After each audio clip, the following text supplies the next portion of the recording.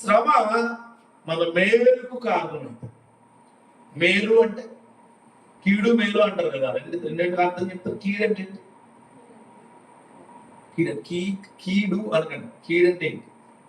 కీడు అంటే బైబిల్లో ఉంటుంది, ప్రభావ మా కీడు చేద్దాం అంటాం. కీడు అంటే ఏంటి? కీడు అంటే మీకు చెప్పాలి మీరే. కీడు అంటే చెడు అన్నది నీకు బానిస అయిపోయేదే కీడు. చెడు అంటే అప్పుడు జరిగేది. చెడు అస్తమానం జరిగితే కీడు. అర్థమైందా? మేలంటే అసలు చెడు అనేది నీకు జరగకుండా నిలబెట్టేది. హల్లెలూయా. అంటే చెడు అనేది నీకు అసలు చెడు అనే మాట నీ జీవితంలో ఎక్కడా తెలియకుండా శ్రమ నిన్ను తయారు చేస్తుంది. అది మేలు. అది మేలు.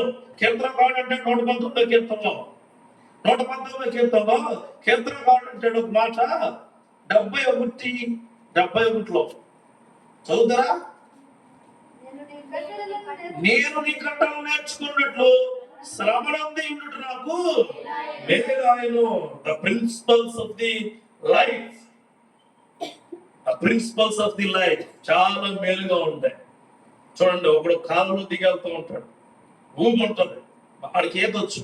ఆ ఊబు ఉన్నప్పుడు అతను ఏం చేస్తాడు? నడిచెళ్తూ ఉన్న వ్యక్తి ఒకసారిగా ఈత పడతాడు, అవతలకి వెళ్ళిపోతాడు. ఇంకొకడు దిగుతున్నప్పుడే నీకు ఈత రాదు, అక్కడ ఊబు ఉందే, చచ్చిపోతావు. చాలా జాగ్రత్తగా వెళ్ళని చెప్పారు. అది మేలు చేయడం. నీ కుటుంబంలో పడిన ప్రతి శ్రమలో మేలు ఖచ్చితంగా అవ్వబోతున్నాడు. ఆయన కట్టడాలు నిర్మించడం కోసం, Christian building, Christian life building లో, ఫ్యామిలీ బిల్డింగ్ లో ప్రత్యేకంగా నువ్వు తెలుసుకోవాల్సిన విషయం ఏంటంటే నీ ప్రార్థన, నీ విశ్వాసము, నీ క్రియలు, నీ ఆలోచనలు శక్తివంతంగా ఉండాలి. అది ప్రతి క్రియలు నీ శ్రమను బట్టే వస్తాయి. హల్లెలూయా. విశ్వాసం ఎప్పుడవుతుంది తెలుసండి? ఆటోమేటిక్ గా రాదు, శ్రమ పడితేనే వస్తుంది. శ్రమ పడితేనే ఏమొస్తుంది? విశ్వాసం వస్తుంది. శ్రమ పడకుండా విశ్వాసం ఏమి రాదు. యేసు విలువ ఎప్పుడు తెలుస్తుంది? నీ విలువ పోయినప్పుడు. యేసుక్రీస్తు విలువ ఎప్పుడు తెలుస్తుందండి? నీ విలువ పోవాలా. నీకు సంఘంలో విలువ ఉన్నంత కాలం ఎవరి విలువ తెలియదు? యేసు విలువ తెలియదు, ఆయన విలువ తెలియదండి. విలువ తెలియని వ్యక్తుల్లో విలువ కలిగిన వ్యక్తులుగా తయారు చేస్తాడు ఆయన. అందరూ తీసుకుని మరి స్వస్థతలో. కుష్ఠవ్యాధులకు విలువ ఉందా? దెయ్యం పట్టినోడికి విలువ ఉందా? చచ్చిపోయే లాజరుకు విలువ ఉందా? యావీరు కుమార్తెకు విలువ ఉందా? జక్కాయికి విలువ ఉందా? విలువ లేదు. శిష్యులకు విలువ ఉందా? విలువ లేదు. విలువ లేని మనుషుల్ని విలువైన మనుషులుగా తయారు చేయడం యేసుక్రీస్తు. అందుకే చెబుతున్నాను, నీ యొక్క మేలు కొరకే నీ శ్రమలు నీ దగ్గరికి వస్తూ ఉన్నాయి. నీ మేలు నిన్ను కట్టడాలతో నిర్మించబోతూ ఉంది. ఇంకో మాట ఉంటుంది, కొంత ముందుకెళ్తే 47వ వచనంలో శ్రమ కలగక మునుపు నేను త్రోవ విడిచితినే, ఇప్పుడు ఈ వాక్యమును అనుసరించి నడుచుకొనుచున్నాను.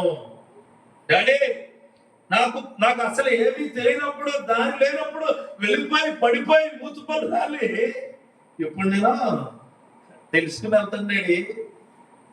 చిన్నపిల్లలు అంటారు కదా, ఇల్లు కడుగుతూ ఉంటారు, పిల్లలు అటు ఇటు తిరిగేస్తూ ఉంటారు. వాటర్ మన కాళ్ళే చాలా జాగ్రత్తగా అడుగుతాం, తప్పని పడిపోతాం. ఎంత అమ్మాయి టప్ప పైసలు.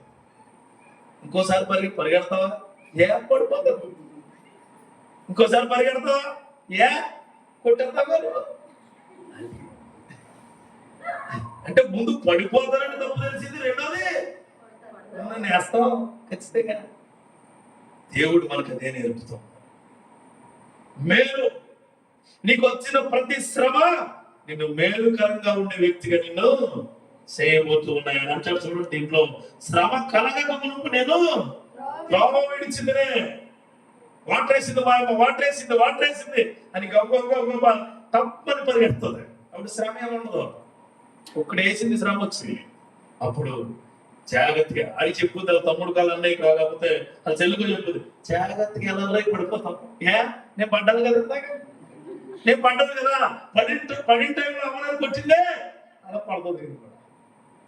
కొంతమంది ఏమంటారంటే ఏమవుతుంది పరిగెట్టాడు, కుట్టైందంట చెప్పానా, నీకు పడింది అమ్మాయ. ఈ బ్యాచ్ అంతా అంటుందంటే నాకు జరిగింది కదా, వాళ్ళకు కూడా జరగదు. జరిగే వరకు కూడా ఏమవరు. శ్రమలో ఉండే వ్యక్తి ఎప్పుడూ కూడా తన వాక్యాన్ని అనుసరించి నడుచుకుంటాడు. శ్రమ తెలిసిన వ్యక్తి దేవుడు వాక్యాన్ని ఎప్పుడు విడిచిపెట్టాడు. విడిచిపెట్టని వ్యక్తిగా నిన్ను శ్రమలు తయారు చేస్తాడు.